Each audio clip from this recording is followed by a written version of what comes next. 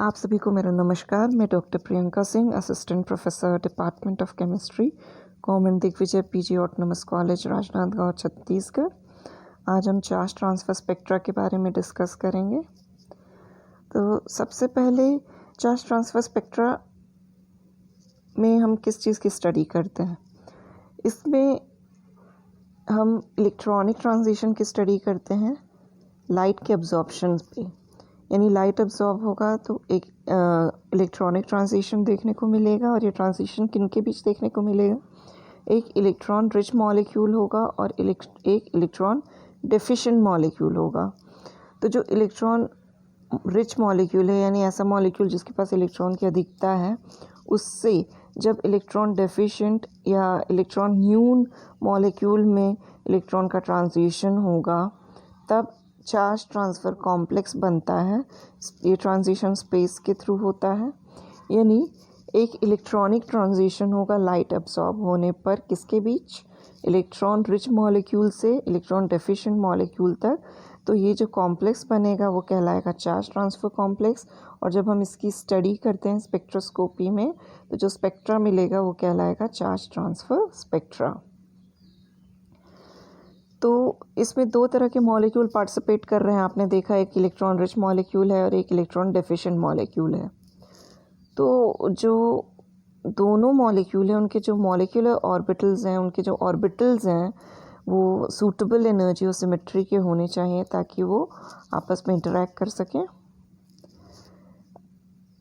अब जो donor molecule है उसके भरे हुए पाई ऑर्बिटल से the field pi orbital of donor molecule overlaps with the electron deficient orbital of acceptor molecule. तो जो डोनर मॉलिक्यूल है उसके भरे हुए पाई ऑर्बिटल से ट्रांजिशन होगा इलेक्ट्रॉन का, कहाँ पर? एक्सेप्टर मॉलिक्यूल के इलेक्ट्रॉन डेफिशिएंट ऑर्बिटल में, इलेक्ट्रॉन न्यून ऑर्बिटल में। तो इसके वजह से दो नए मॉलिक्यूलर ऑर्बिटल्स जनरेट होंगे। एक एग्जाम्पल है इसका, जब आयोडीन को बेंजीन में डिसॉल्व किया जाता है तो ब्राउन कलर देखने को मिलता है। ये एक चार्ज ट्रांसफ़र कॉम्प्लेक्स है बेंजीन और आयोडीन के बीच में। यहाँ बेंजीन एक डोनर के समान कार्य कर रहा है और आयोडीन एक एक्सेप्टर के समान कार्य कर रहा है। Charge transfers frequently take place in transition metal complexes. Generally, charge transfer complexes commonly देखने को मिलते हैं ट्रांजिशन मेटल कॉम्प्लेक्सेस में। It involves high energy and generally take place at blue end of visible region or in the UV region. यानी जब charge transfer spectra जो देखा जाता है या जो इलेक्ट्रॉनिक ट्रांजिशन है चार्ज ट्रांसफ़र कॉम्प्लेक्सेस बनने के समय जो देखा जाता है, उसमें जो एनर्जी रिक्वायरमेंट है बहुत ही ज़्यादा होती है।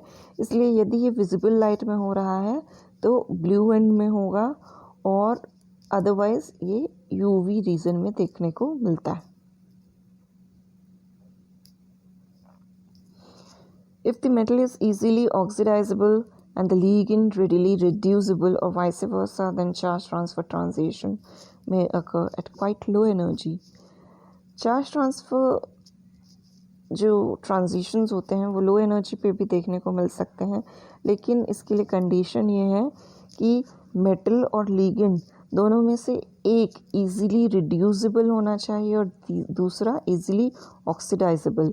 यानी एक आसानी से इलेक्ट्रॉन एक्सेप्ट कर ले और दूसरा आसानी से इलेक्ट्रॉन डोनेट कर ले, या दोनों में से वाइस वर्सा, यानी दोनों ये कंडीशंस रिवर्स भी हो सकती हैं।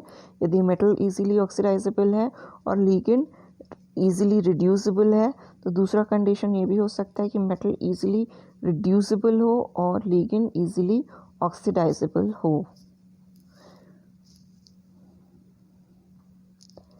These transitions are Laporte and spin allowed, therefore they have high intensity. Spin selection rule हम आगे देखेंगे। उसमें दो तरह के सिलेक्शन रूल होते हैं, एक है स्पिन सिलेक्शन रूल और दूसरा लेपोर्टे सिलेक्शन रूल। तो चार्ज ट्रांसफ़र स्पेक्ट्रा जो हैं दोनों रूल्स के अकॉर्डिंग अलाउड होते हैं, यानी ये ट्रांजिशंस पॉसिबल हैं और स्पिन सिलेक्शन रूल भी इन्हें अलाउ करता है, इसलिए जो इनकी इंटेंसिटी होती है हाई होती है। एक एग्जांपल है, जैसे डी इलेक्ट्रॉन ट्रांजिशंस आप लोगों ने पढ़ा होगा, वो स्पिन अलाउड भी नहीं, वो लेपोटे अलाउड नहीं होते हैं। इसलिए जो सिलेक्शन रूल अलाउड ना होने के कारण उनकी इंटेंसिटी लो होती है, बट चार्ज ट्रांसफ़र स्पेक्ट्रा की इंटेंसिटी उनके कंपैरिजन में हाई होती है, क्योंकि ये सिलेक्शन रूल के द्वारा अलाउड ट्रांजिशंस हैं। ये एक इंटरनल रीडॉक्स प्रोसेस माना जा सकता है। अभी अभी हमने देखा कि मेटल इजीली ऑक्सीडाइजेबल होना चाहिए और लिगेंड इजीली रिड्यूसिबल, यानी मेटल आसानी से ऑक्सीकृत किया जा सके और लिगेंड रिड्यूस किया जा सके। तो या इसका उल्टा भी कंडीशन हो सकता है। तो दोनों ही केस में ऑक्सीडेशन और रिडक्शन प्रोसेस दोनों ही देखने को मिल रहे हैं। इसलिए और ये भी कॉम्प्लेक्स के अंतर्गत ही देखने को मिल रहे हैं, कॉम्प्लेक्स के अंदर। इसलिए ये एक इंटरनल रिडॉक्स प्रोसेस है। रिडॉक्स मतलब रिडक्शन और ऑक्सीडेशन प्रोसेस एक साथ होना। तो ये एक इंटरनल रिडॉक्स प्रोसेस है, क्योंकि वो चार्ज ट्रांसफ़र कॉम्प्लेक्स के अंदर देखने को मिल रहा है।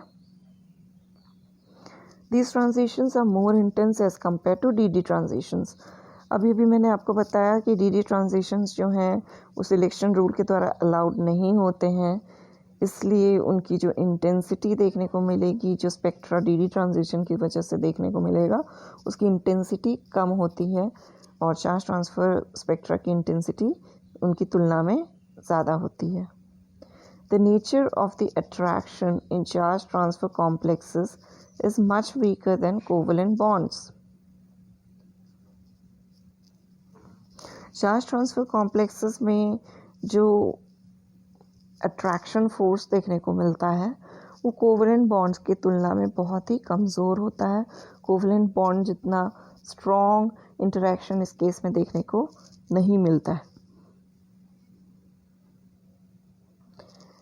ये कुछ मॉलिक्यूल्स हैं जो चार्ज ट्रांसफ़र एक्सेप्टर का काम करते हैं। ये कुछ मॉलिक्यूल्स हैं जो चार्ज ट्रांसफ़र डोनर का काम करते हैं।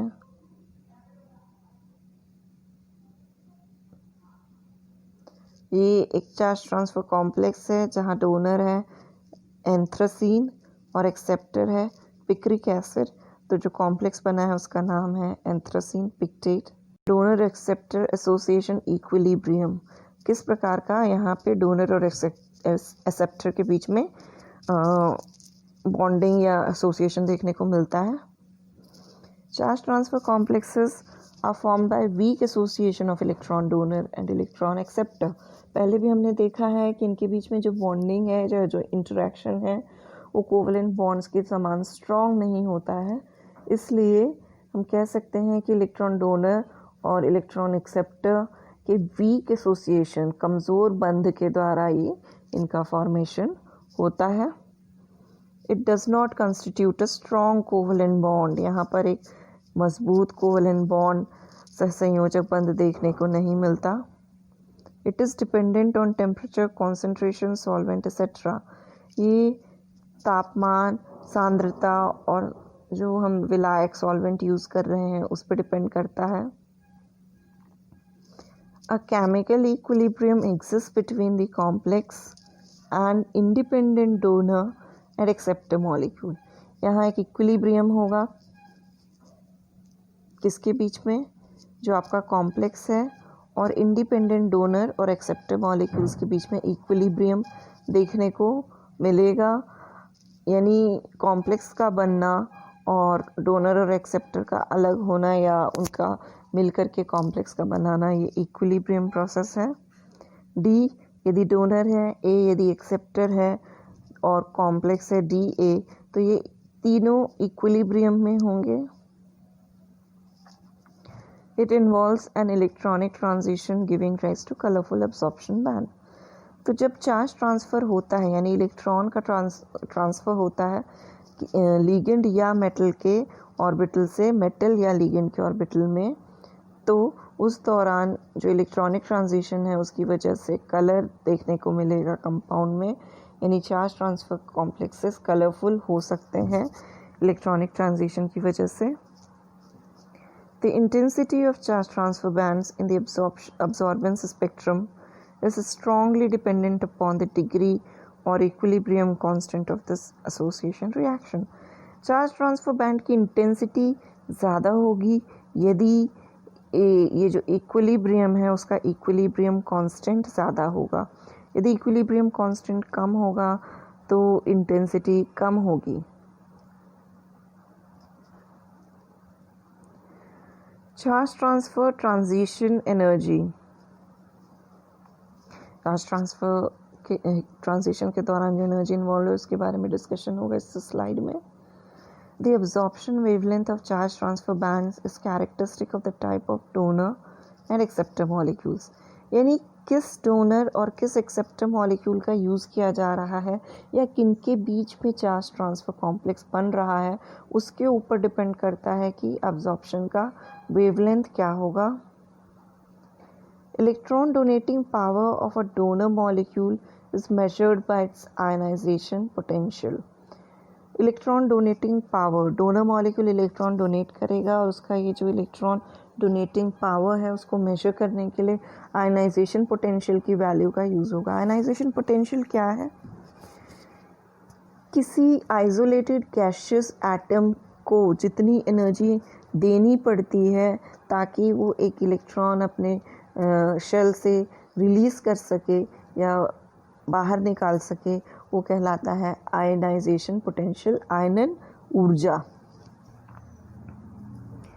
The electron accepting power of the electron acceptor is determined by its electron affinity। यानी जो एक्सेप्टर है वो इलेक्ट्रॉन एक्सेप्ट करना चाहता है या कितना उसके इलेक्ट्रॉन एक्सेप्ट करने की क्षमता है, इसको देखने के लिए इलेक्ट्रॉन एफिनिटी की वैल्यू का यूज़ किया जाता है। इलेक्ट्रॉन एफिनिटी क्या है? जब कोई आइसोलेटेड गैसियस एटम किसी इलेक्ट्रॉन को एक्सेप्ट करने के लिए जितनी एनर्जी रिलीज़ करता है वो कहलाता है electron affinity. Overall energy balance is the energy gained in the spontaneous charge transfer. यहाँ पे हमने दो एनर्जीज़ की बात की, आयनन ऊर्जा, डोनर के आयनाइजेशन पोटेंशियल और एक्सेप्टर के इलेक्ट्रॉन एफिनिटी। तो जो ओवरऑल एनर्जी है वो इन दोनों एनर्जी के बीच का जो बैलेंस है, डिफरेंस है, उसके ऊपर ओवरऑल एनर्जी डिपेंड करेगी। तो उसका फॉर्मूला होगा del E is equal to EA minus EI plus J। यहाँ del E overall energy change है, EA एक्सेप्टर मॉलिक्यूल का इलेक्ट्रॉन एफिनिटी है और EI डोनर मॉलिक्यूल की आयनाइजेशन पोटेंशियल है और J यहाँ पर है resulting electrostatic attraction between donor and acceptor. Donor और एक्सेप्टर के बीच में जो इलेक्ट्रोस्टैटिक अट्रैक्शन है उसको डिनोट किया गया है J के through. Identification of charge transfer bands. Charge transfer bands यानी जो बैंड आपको दिखाई देंगे किसी भी मॉलिक्यूल के स्पेक्ट्रा में, वो चार्ज ट्रांसफ़र बैंड्स हैं। आप कैसे आइडेंटिफाई कर सकते हैं? सबसे पहला तो फीचर है colour. The color of charge transfer complexes is reflective of the relative energy balance resulting from the transfer of electronic charge from donor to acceptor। यानी डोनर और एक्सेप्टर के बीच में जब इलेक्ट्रॉनिक ट्रांसफ़र होगा तो उनके बीच का जो एनर्जी डिफरेंस है उसके ऊपर वो कलर डिपेंड करता है। यानी जितना डिफरेंस होगा डोनर और एक्सेप्टर के एनर्जी लेवल्स के बीच में, उतने ही एनर्जी की लाइट रेडिएशन अब्जॉर्ब करके मॉलिक्यूल में इलेक्ट्रॉनिक ट्रांजिशन देखने को मिलेगा। और जो लाइट रेडिएशन अब्जॉर्ब होगी, जिस वेवलेंथ की लाइट रेडिएशन अब्जॉर्ब होगी, उसका कॉम्प्लीमेंट्री आपको मॉलिक्यूल के या कॉम्प्लेक्स के कलर के रूप में दिखाई देगा। Intensity. Charge transfer absorption bands are intense and generally lie in the UV or visible portion of the spectrum। Charge transfer bands की इंटेंसिटी बहुत अधिक होती है और वो पहले भी हम देख चुके हैं कि विजिबल लाइट के ब्लू पार्ट में या UV रीजन में देखने को मिलता है। इनऑर्गेनिक कॉम्प्लेक्सेस में जो टिपिकल मोलर अब्जॉर्प्टिविटी होती है, एप्सिलॉन की जो वैल्यू होती है चार्ज ट्रांसफ़र स्पेक्ट्रा के लिए, वो होती है 50,000 litre mole inverse centimetre inverse. क्योंकि ये जो ट्रांजिशंस हैं स्पिन अलाउड और लेपोटे अलाउड होते हैं। सॉल्वेटोक्रोमिज्म, if the color of a solute is different when dissolved in different solvents then it is called solvatochromism। यदि कोई सल्यूट है या कोई कॉम्प्लेक्स, हम यहाँ पे तो कॉम्प्लेक्स की बात कर रहे हैं, तो जब हम सॉल्यूट को अलग अलग सॉल्वेंट में डिज़ोल्व करते हैं और अलग अलग कलर देखने को मिलता है तो इस प्रोसेस को सॉल्वेटोक्रोमिज्म कहते हैं। Spectrum of solute also varies in different solvent, colour very कर रहा है यानी स्पेक्ट्रा भी वेरी करेगा सॉल्वेंट में। Dielectric constant and hydrogen bonding capacity of solvent plays a crucial role। यहाँ पर जो solvent है उसकी dielectric constant और हाइड्रोजन बॉन्ड बनाने की जो क्षमता है उसके कारण सॉल्वेटोक्रोमिज्म डिपेंड करेगा, उस पर डिपेंड करेगा सॉल्वेटो